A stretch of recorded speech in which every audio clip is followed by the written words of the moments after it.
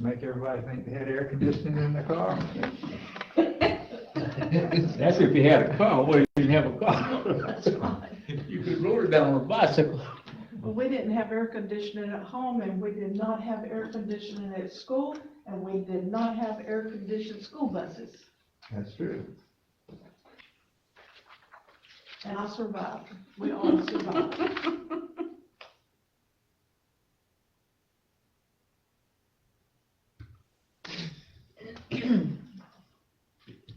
Line unmuted.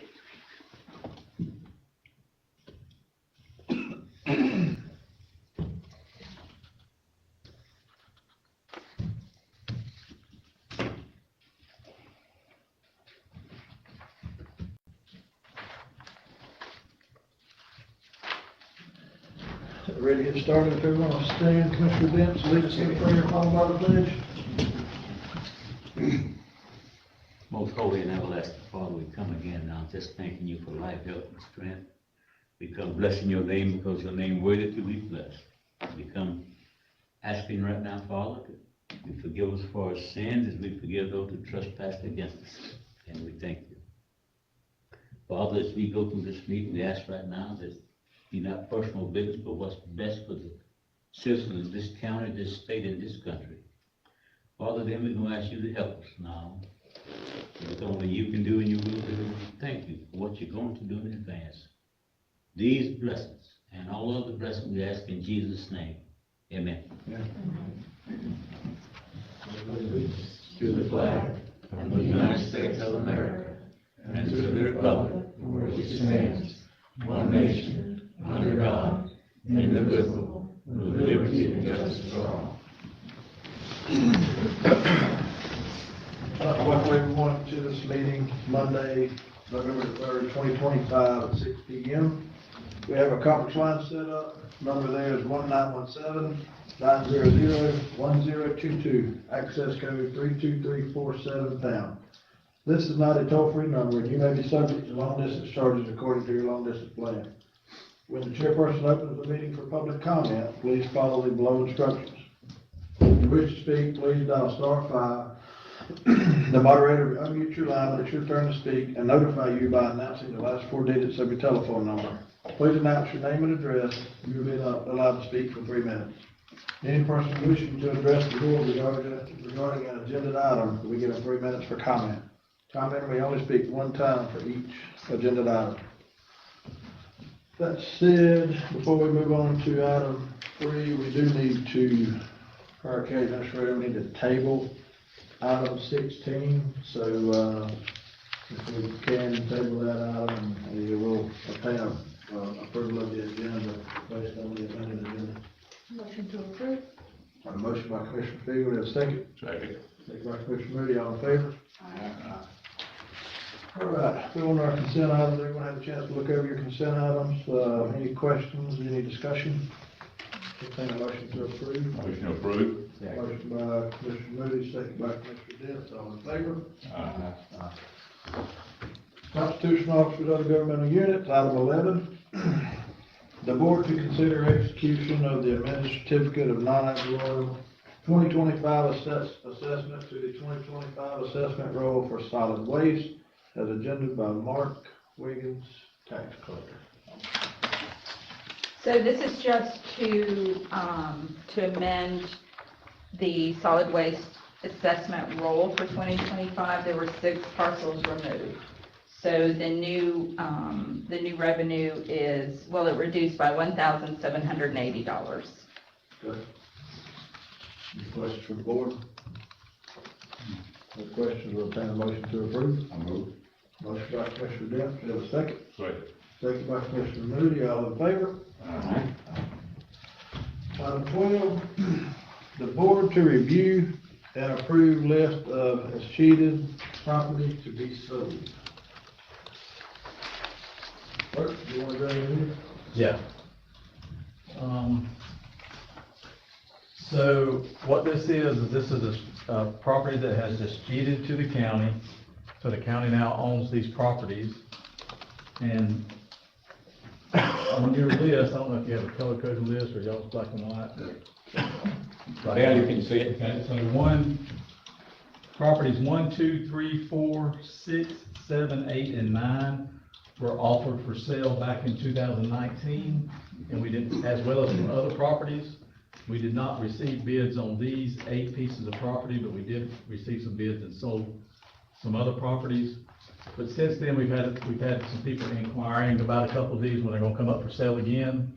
And so that's why I'm bringing it to your attention. Number 10 has been added, so that's a new piece of property that's deeded to the county since we did the last sale in 2019. Property number 5, which is 2.46 acres in Steenhatchee, was removed by the Board of County Commissioners last time and was not sold, and was not offered for sale last time because the board wanted to hold on to that property. So what I did was, so I do have an email from the engineer who said that he felt like the Steenhatchee properties and the city of Perry properties were, of value to the county because, of course, Steenhatchee property, everybody, you're always gonna need property in Steenhatchee. And then, the ones in the city, he said they could be used for, I got his email here, he said they could be used for,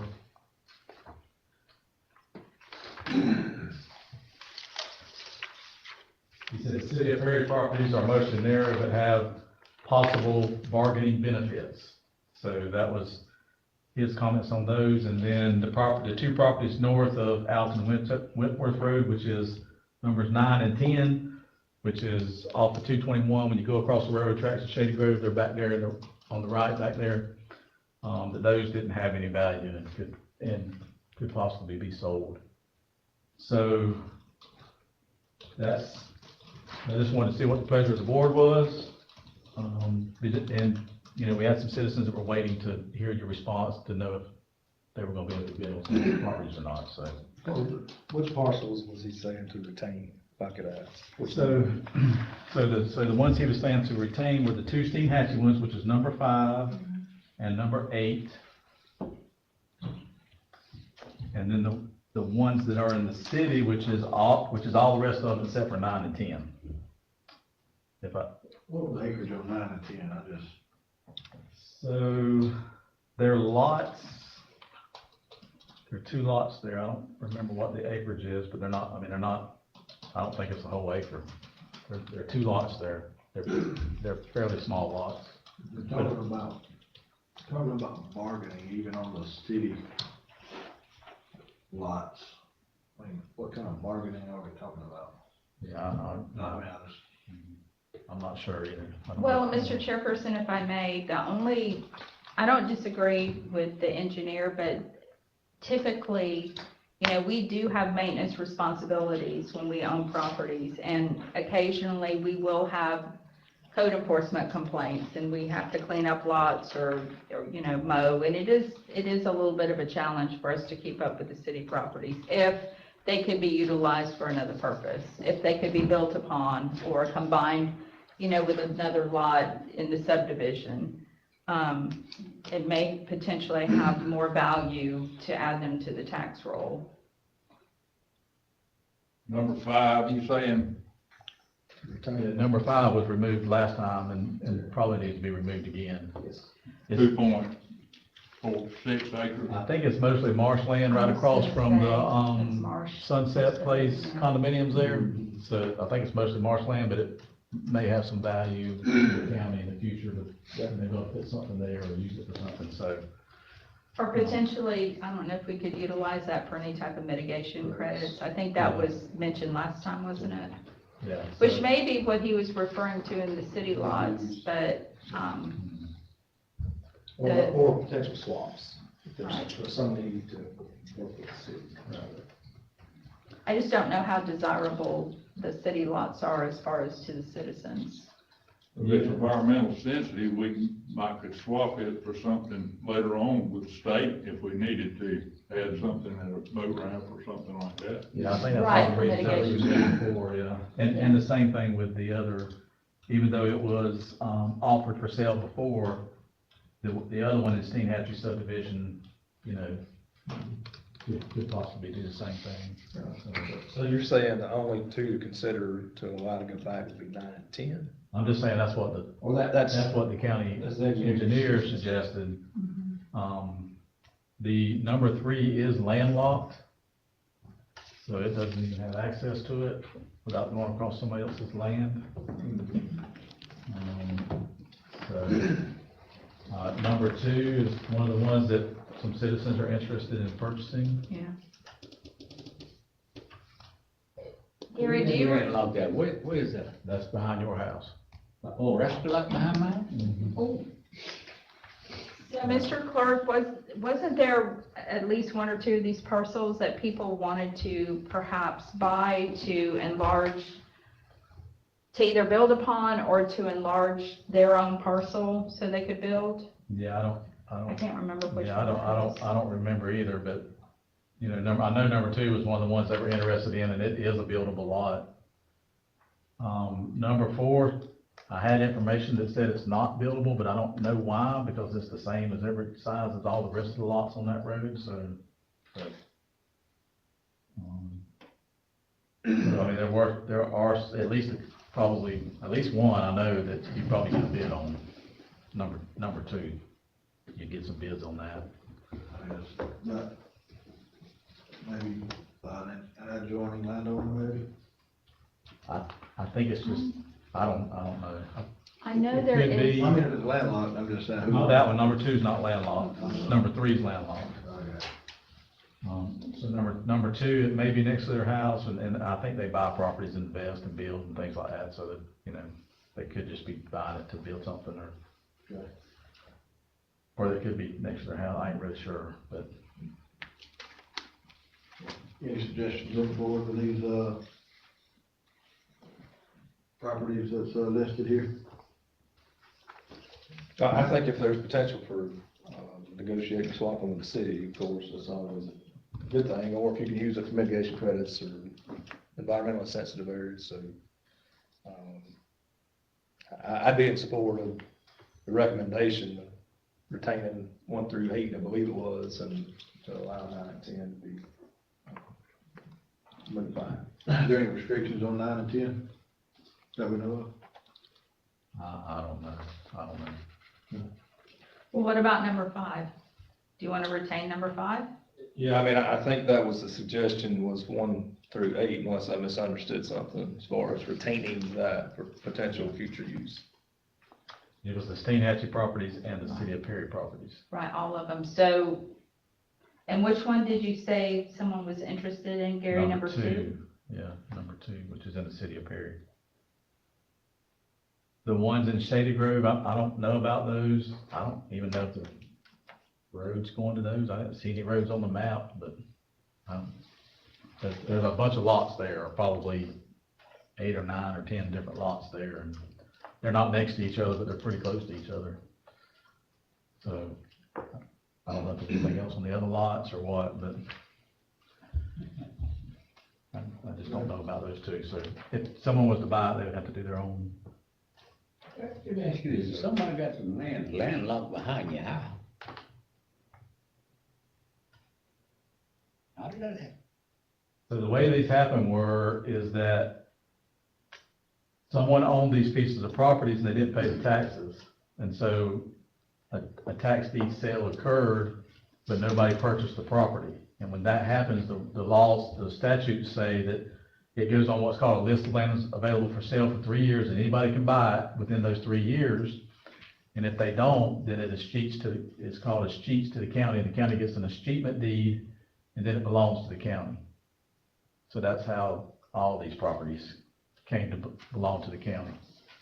Is that multiple year tax prices on this $4,000 some dollars? Those are the values that the property appraiser has them listed at. I just pulled that off of their website. Oh. So Always found water back there. I think that particular place is in a flood zone back there. It probably floods. So that's probably why it's landlocked like that and nobody wanted it. And a tree back there and all down.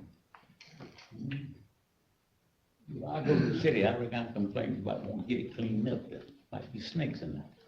Well, as long as the county say. Well, that's what I was referring to as far as maintenance responsibilities. So any of these that the county retains will have maintenance responsibilities at some point. I rode by a couple of them, and it looked like they were kind of places that people kind of hung out sometimes, and, you know, they were kind of wooded, and people kind of, looked like people would kind of camp out or hang out or something on some of these lots. That's my only hesitation is, you know, we will have at least some maintenance responsibilities. Sounds like these were owned by citizens once before, and they just let them go, because they had taxes on them, and let them And then nobody else wanted them, or didn't want them at that time anyway. go. Things like this, you know, I'm all for putting it back on the tax roll if we can, so. I mean, if the will of the board is for 9 and 10, then let's move forward with, you know. And if you wanna think about it and bring it back, we can do that, or if you wanna go ahead and make a decision now, we can do that too. I can get Paul put it on, look at one behind my house. What's that? You wanna Let's look- bring it back, yeah. Okay. Let me look at it. Y'all may just put on the next meeting. Yeah. So I mean, so do you want more information, or you? I can go up there and look on. Can I go to Shawan's office and find it? Yeah, All the information they need to find it? yeah, you can do it on the computer, you can find it, but, What you saying, to hold on to it? No, I just wanna look at it, hey, see what we might find somebody wants. They don't own that land. There's some adjacent landowners that would probably, if they knew it was for sale, they might Yeah, buy it, you know? I'm just saying, if we're gonna put it off another meeting, what kind of information do you want? Is there something we can help you gather to help you make a better decision? The exact, acreage. Yeah, one of them, I can tell you what. And if there are any restrictions on it, and the one that's landlocked, I mean, really, is there a way around the landlocked portion, you know? I mean, I know why you said it was landlocked, but is there a way around that? 'Cause I mean, who wants these property that's landlocked anyway? It would probably only be beneficial to someone who was an adjoining landowner, if they could use it or add to their property. That's probably about the only use. You would be able to access it any other way.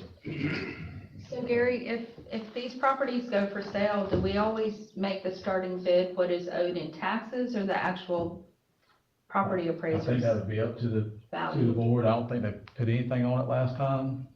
Mhm. I think some of the properties we sold for, you know, just a few $100s. You know, it's a sealed bid, and people can, you know, they bid what they want to bid, and we take. But we the didn't highest have a minimum bid. bid. I don't believe so, no. I didn't see that and we had some pretty low bids that won on some of them properties. We did. Mhm. I think we need to hold on to that and stay happy. Absolutely. I mean, So we definitely removed the Steenhatchee properties for sure right now. And then try to gather some more information on the rest of it. You know, if the one is then has to go, then it would, put it on the tax roll. It would also eliminate any Money further on it. use. That's been the, what the board has said all along, is put it on the tax roll and make money off of it. If it's environmental sensitive though, if somebody could find out if they could build on it, would be one thing. But if you can't build on it, it's nothing but a good swap item with DEP and the Corps of Engineers down the road if we need something in an environmental area. For credits. Sure. For instance, that right there at Spring Warrior, we got an acre there that's, marsh ground, you know, that would add to our parking at that new boat ramp we got at Spring Warrior. Right. You know, that might I be, think your benefits for future use are much more than just tax value. you know, When it comes down to use mitigation credits and things like that. Sure. I mean, in the past, I have seen that done, swap one area for another one, you know. If it's determined there's no other future use. Yeah, right. Yes, for sure. I'd say gather information on all of them, and even if we don't do anything with the Steenhatchee lots, I've gathered information if there's any restrictions to acreage and such as that, and see if there's any restrictions on it, on any of it. Okay. All right, we'll do that and bring it back and. Right, to our general business, item 13, The board to consider approval to advertise and set public hearing to receive public input on solid waste operations, an agenda by the county administrator. This was discussed at our last workshop, so I just wanted to get some feedback from the board of the date that you would want to have this public hearing. And if there's any particular way you want to advertise it, is it just solid waste operations, input from the public? Did you want to further discuss limiting trailers or anything and everything? Could we put it on the December the 1st agenda? Yes.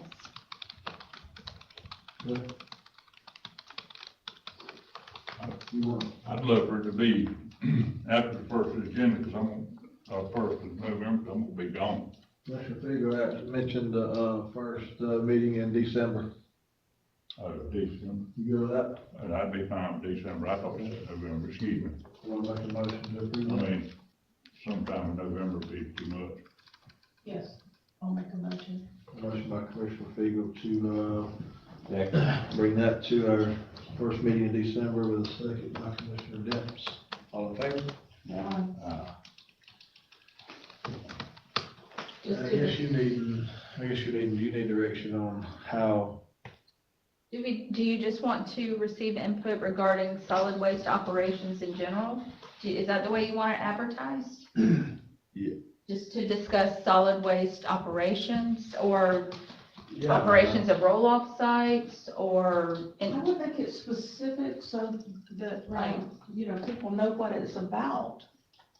I think if it's general, they may not, Correct. they may not come. So I think you need to make it specific. And mainly, I think that what we're talking about is if we're gonna charge by trailer loads or something like that. So to discuss, Potential charging of, I don't think we should talk about charging, it's just we talked about what we would take and what we would not take. But I think You're talking about prohibited or acceptable materials. Yeah, I think we've all pretty well nodded our head that we're not gonna get away with, you're not gonna charge anything at the roll-off site. We're not gonna collect money at the roll-off site. I'm okay with that. I mean, people pay an assessment, so I mean, and then we have rules that says we take this and we don't take this, so I mean, we don't charge an assessment to the citizens on our taxes and then charge them at the roll-off site because we're not following the rules. I'm not for charging extra. Yeah, I'm with you. So, I mean, it's just, you do double dipping, when you just follow the rules and figure out how to follow the rules, but I mean, that's for another discussion, so. I think it just needs to surround exactly what we are discussing, yes. so to discuss the acceptance of materials at the roll-off sites? I had a good experience today with turning people away that don't have their card and sticker. There was 3 mattresses laying in the road there on Carlton Cemetery Road today. They probably got turned away at dump. They just went down there about from here to the other side of the courthouse and threw them in the ditch. Got there on 30. Well, if you stop people from, dumping what they've been accustomed to dumping, it's gonna be on the sides of the road. Oh, yeah, if they get caught doing it on the side of the road, it'll be a different ballgame around here. That's probably a Materials accepted a at roll-off sites? possibility. Thank All you. right. We go on to, I'm sorry? We did vote on it, yes. We'll move on to county administrator items, item 14. The board to consider approval of corrected 2025 board calendar presented by the county administrator. So it looks like the version of the board calendar for fiscal year 2025 had the first meeting on December 1st and the second meeting on December 18th, although I feel certain it should be December 16th. So before we change that, I just want to confirm that the second meeting in December should be December 16th and correct the calendar. I realize it's almost the end of the year, but that's our board approved calendar. And I don't know if an incorrect version was accidentally published. That was almost a year ago, and I'm not sure. Yeah, well, I have it on my calendar for the 18th, and I usually copy straight off of what we get and put it onto my calendar. Right, but I can't remember why we would approve December 18th, because that's a Thursday. I have it on mine for the 16th. Well, because I think that's the when it should be. I think it was just maybe on the calendar incorrect. I copy straight off of the list, but, maybe we. Well, is it okay with everyone to correct the calendar and, because we are supposed to receive at least one bid, right, Selena, for the 16th that we've just advertised? So, just want to make sure that we didn't intentionally move the meeting to the 18th. I don't recall that conversation. I would think that that's an error, but think so, again, too. I take mine straight off of what we get as soon as we get them. I know. I like to go ahead and get my calendar fixed. I think it was an error. I'm certainly fine with changing it to what it should be, which I think is the Tuesday, the 16th. Okay, Good. thank you. So, I'll clear that up. We got a motion to approve the, correcting the 2025 calendar. Motion by Commissioner Young, we got a second. Second by Commissioner Moody, all in favor? Item 15, the board to consider approval of sub-recipient agreement with Dr. Memorial Hospital Incorporated for non-qualified opioid settlement funds distributed by the county administrator. These are the opioid settlement funds that flow through NWF to the county. And we approved an agreement with Doctors Memorial Hospital last year, I believe, for the first year of the opioid settlement funds. And so even though this would be for years 2 and 3 with DMH, we're in the 3rd year with NWF, which is the agreement the board just entered into with NWF, only because the funds do roll over and we had a little bit of a late start implementing our program. So I'm asking the board to consider continuing the agreement with DMH for years 2 and 3. And the year 2 total is $74,751. Year 3 is $80,960.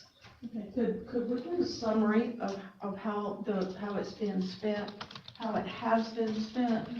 Sure.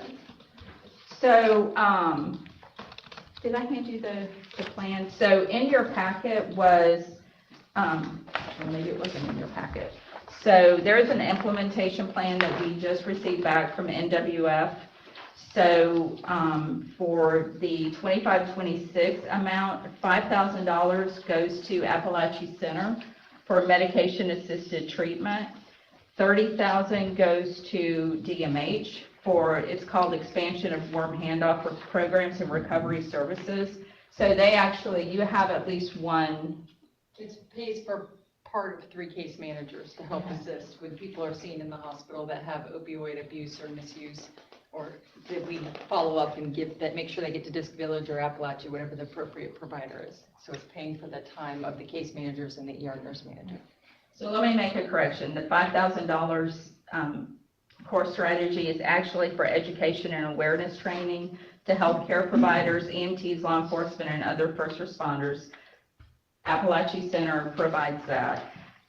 There is $20,960 under expansion of warm handoff programs and recovery services that goes to Appalachia Center, $5,000 to TMH Behavior Health, $5,000 for educational materials to support expansion of warm handoff programs and recovery services, $10,000 to support mobile intervention treatment and recovery services, and that ties in with the van that y'all bought last year for that. And then $5,000 for a media campaign. And so that's for 24, 25, 20, what is it? 25, 26, which is the year that we started in what, 23? So 24, 25, 26, and 24. Although It was 23, 24 money, but yeah, but we it's started so in late. 24. We're So- providing services and catching up. Right. Right. Any other questions from the board? I make a motion to approve. Motion by Commissioner Moody to approve, and we got here a second by Commissioner Evans. Yes, sir. All in favor?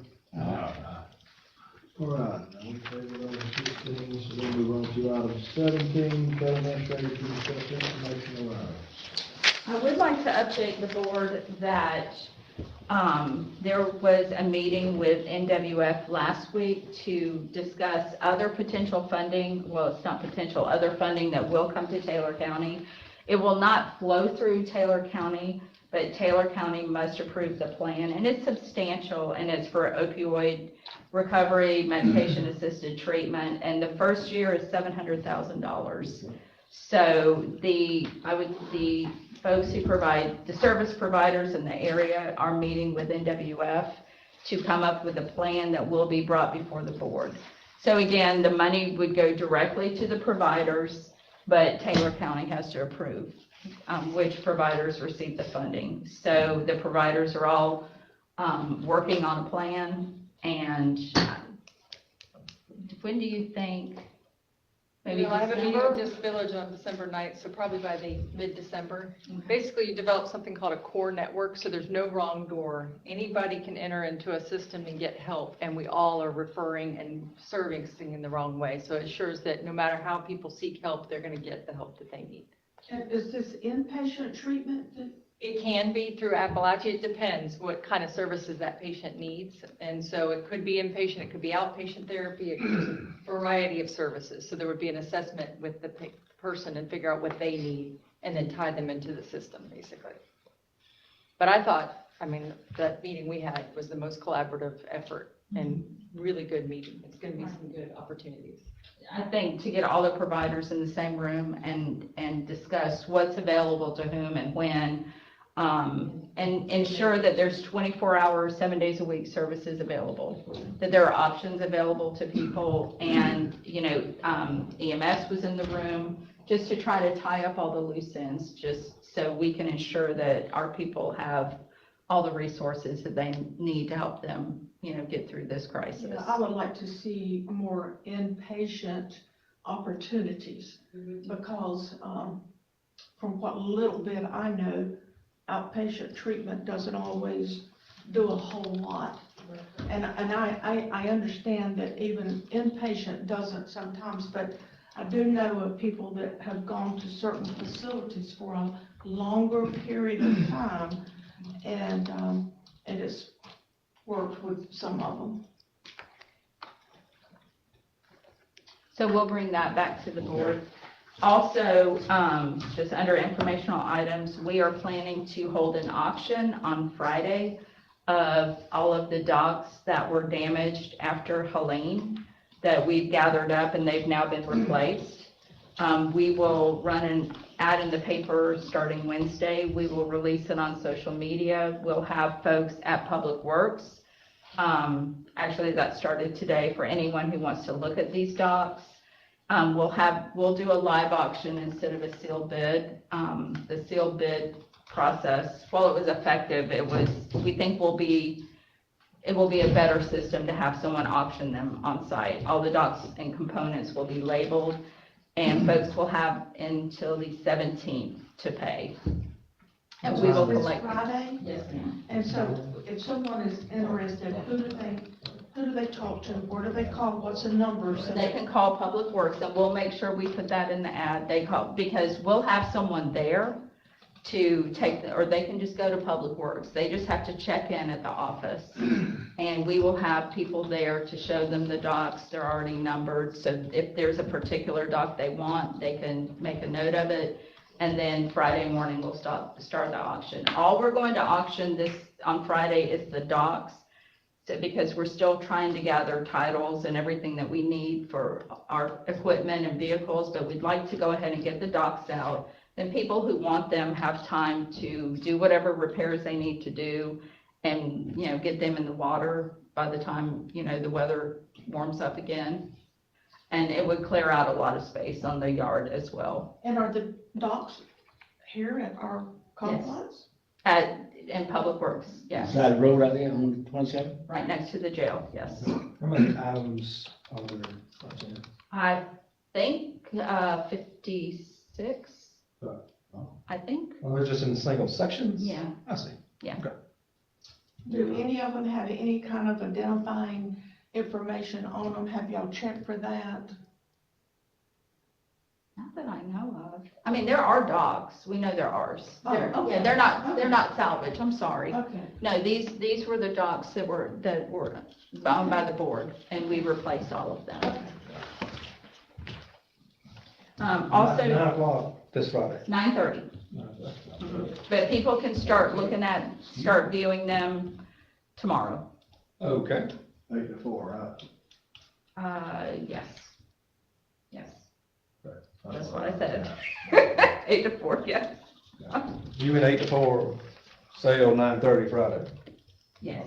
8 to 4, Tuesday through Thursday now, No, I see. and then sale Friday, I see. yes, 9:30. Mhm. And that will be cash, check, money order. We don't have a mechanism to accept credit card payments in our building department for the dogs. So we're asking for, like I said, cash or check, money order, whatever, and they have until the 17th to pay.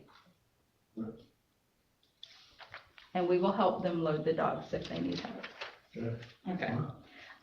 The only other item that I wanted to remind y'all of is the Veterans Day Luncheon is November 11th at noon. That will be at Forest Capitol Hall, like we've had for the last several years. And I would just like to say a special thanks to the Chamber of Commerce. They assisted us with the fundraising for the food and for the music, and have been able to collect everything we need to feed our veterans and provide the music. So that was very successful. Okay. Good. Yes. All right. Go to comments and concerns from the public for non-agenda items.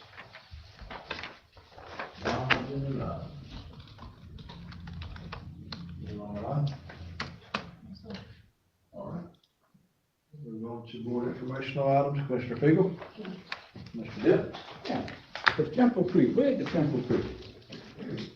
So it's right before the hospital off Byron Butler. So before the hospital, it would be on the left-hand side. So, and then the Pimple Creek Bridge is on Main Street, I believe. Isn't it? I always thought it was right there at Dr. Market, I always thought I lived on People And it Creek. runs up to Wilder Creek, all through there up to the bay. Yeah. You Well, know which where one Wilder are we Creek talking is? about on 6? You talking about doing something? So what that agenda item is, FDOT wanted to enter into a temporary construction easement agreement with us.